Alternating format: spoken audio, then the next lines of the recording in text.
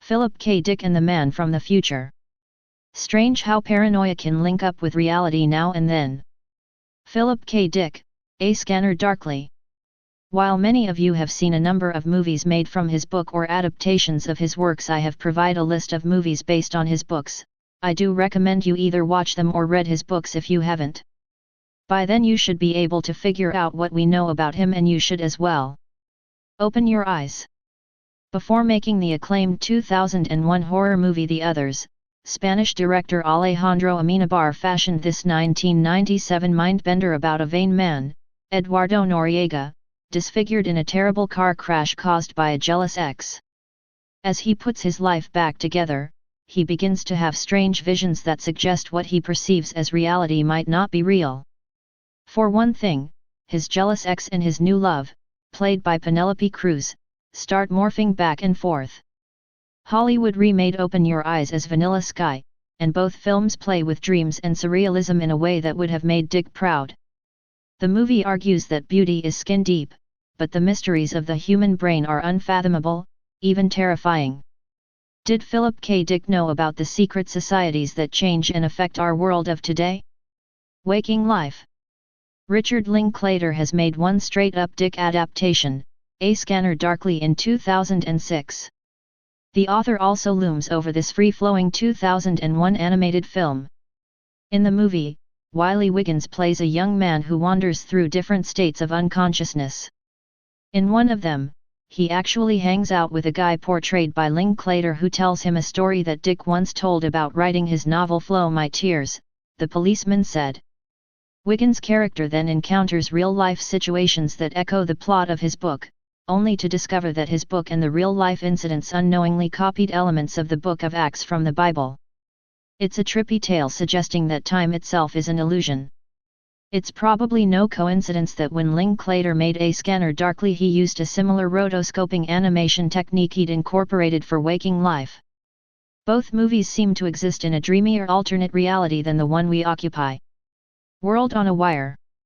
In 1973, just as Dick was cementing his literary legacy, German director Rainer Werner Fassbinder adapted a work by one of Dick's contemporaries, Daniel F. Kaluuya. The book Simulacron 3 became the movie World on a Wire, and it envisioned a creepy scenario in which an entire simulated world exists, its inhabitants having no idea they're not real. Dick explored the life is a simulation idea way back in 1957's Eye in the Sky. In this movie, Fassbinder uses the conceit to question whether VR could become just another way for those in power to oppress the weak. The 205-minute made-for-TV juggernaut was difficult to find until a restored version debuted in 2010, exposing a new generation to Fassbinder's glum portrait of our unhappy future. World on a Wire's co-writer, Fritz Muller-Schertz, said in 2011, "In this film there is one main theme, which lies at the center of all Fassbinder's films: power, dependence, manipulation, and the exploitation of feelings. Those issues are at the heart of Dick's work, too." 12 Monkeys. Director Terry Gilliam once claimed, "For everyone lost in the endlessly multiplication realities of the modern world, remember, Philip K. Dick got there first." The filmmaker proved his own point with 12 Monkeys. Although the Bruce Willis-Brad Pitt thriller was based on the landmark 1962 sci-fi short film La Jetée, the plot's time travel element seems indebted to Dick's concern that such a scientific breakthrough wouldn't lead to humanity's ability to correct the past but, rather, chain us forever to our mistakes. No wonder the movie's main characters are insane. Knowing the pointlessness of existence would drive anybody mad. Was he trying to tell us time travel was possible? And if so, is this how it would affect someone? Inception. Leonardo DiCaprio plays Dom Cobb, a specialized thief who steals secrets from people while they sleep. But after running afoul of Ken Watanabe's villainous businessman, Cobb has to try the impossible, infiltrating someone's mind and planting an idea in his subconscious. Nolan mostly uses the reality or dream concept as a playground for stunning special effects, especially during a bravura, gravity-defying action sequence while focusing on Cobb's inability to let go of his dead wife, Marion Cotillard. While Inception allows one of Hollywood's best big-budget showmen to reveal his more romantic side, it also turned P.K. Dick's preoccupation with the unconscious into a blockbuster. Is there governments messing with our minds and dreams? How did he know so many things? Videodrome. David Cronenberg nearly made a feature-length version of We Can Remember It For You wholesale years before Paul Verhoeven adapted the Dick short story for Total Recall. I think that there's material in Philip Dick's work to make 100 movies, Cronenberg said in 2003. I'm really quite surprised at how few there have been. The author's unease regarding our technology-driven future plays out in several of the director's movies, most prominently in 1983's Videodrome, in which a cable TV president, James Woods, becomes obsessed with extreme sex and death videos.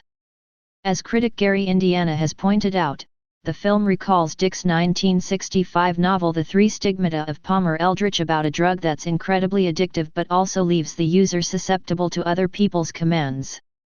In the hands of Cronenberg, such addiction is merely a symptom of a maddening modern world. Funny how this looks like our word today. The Truman Show. New Zealand filmmaker Andrew Niccol pursued Dick-like themes in sci-fi dramas such as Gattaca, S1M0NE, and In Time. The best of the bunch was his screenplay for The Truman Show, directed by Peter Weir and starring Jim Carrey as a ordinary guy living an ordinary life with no idea he's the subject of a 24/7 reality program. The film bears a strong resemblance to Dick's 1959 novel Time Out of Joint, in which an ordinary guy slowly realizes his entire life is a construction. In The Truman Show, that narrative decries viewers' thirst for reality programming, a craving that's only grown in the 20 years since the movie came out. But the movie also pokes holes in our thin grasp of what's real. Take the love we think our wife has for us or the friendship our longtime buddy professes. Is everybody just acting? The Truman Show is billed as a comedy, but its underlying themes are deeply upsetting the more you think about them. There are so many shows like this now. The Matrix. During a talk in 1977, Dick espoused a theory that might have seemed bonkers if some random dude was yelling it on the street.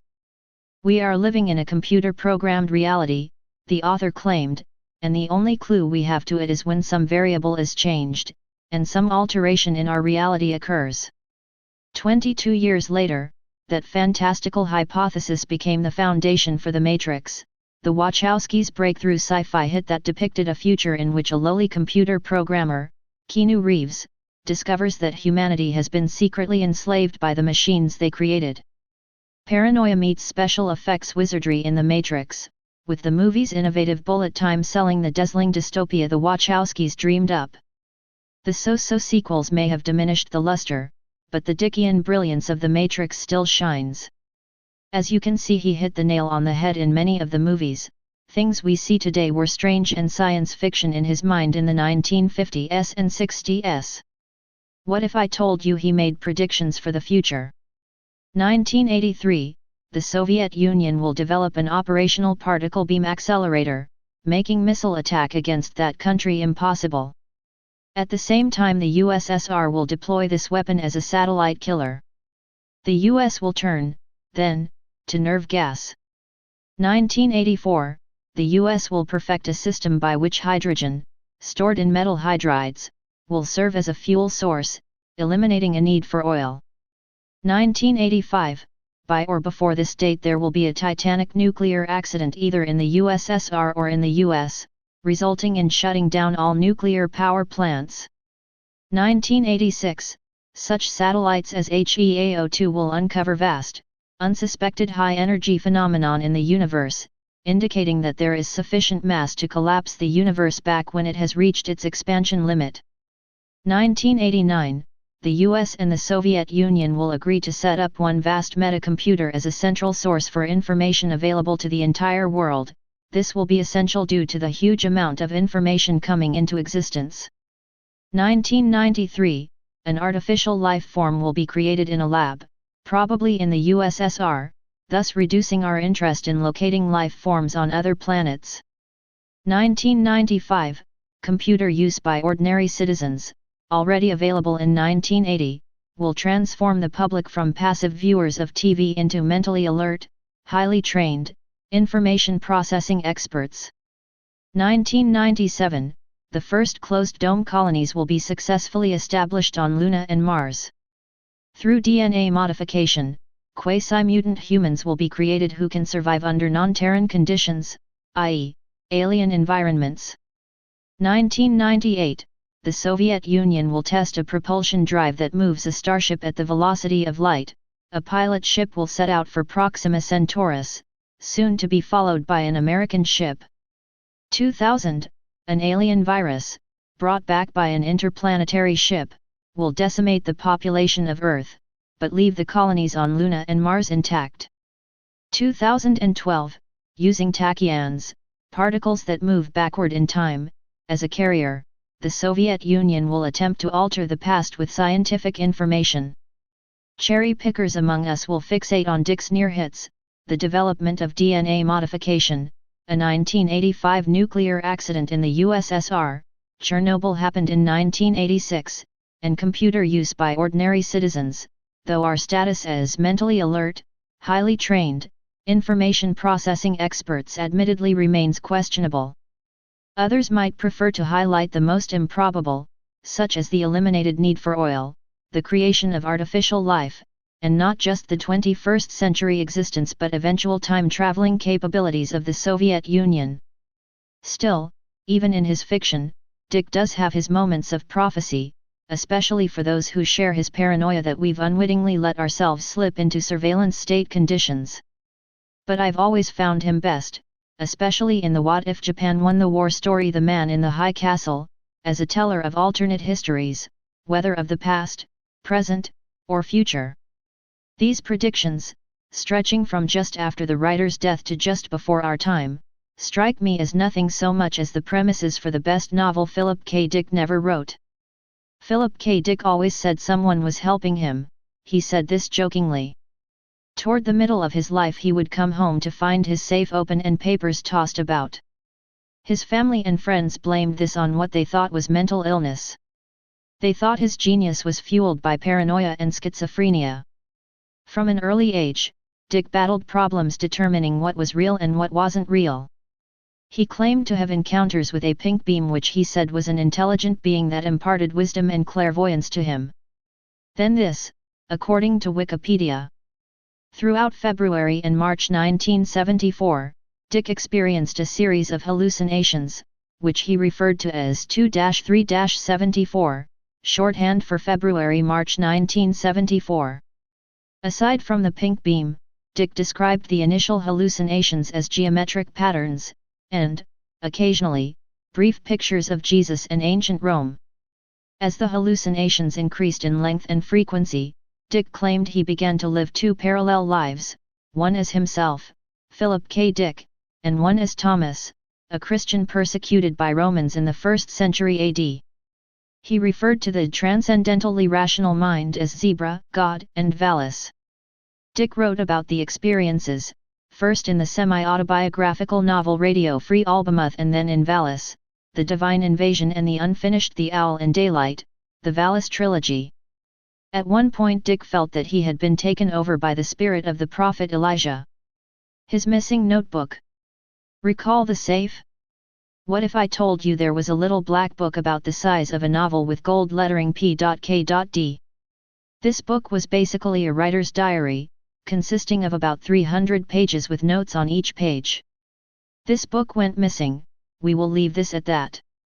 However, in this book was where he found the ideas for his stories.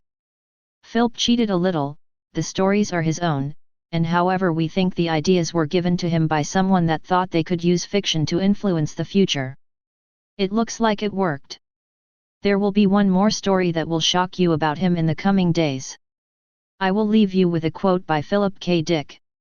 Keep your eyes wide open and stay paranoid, my friends.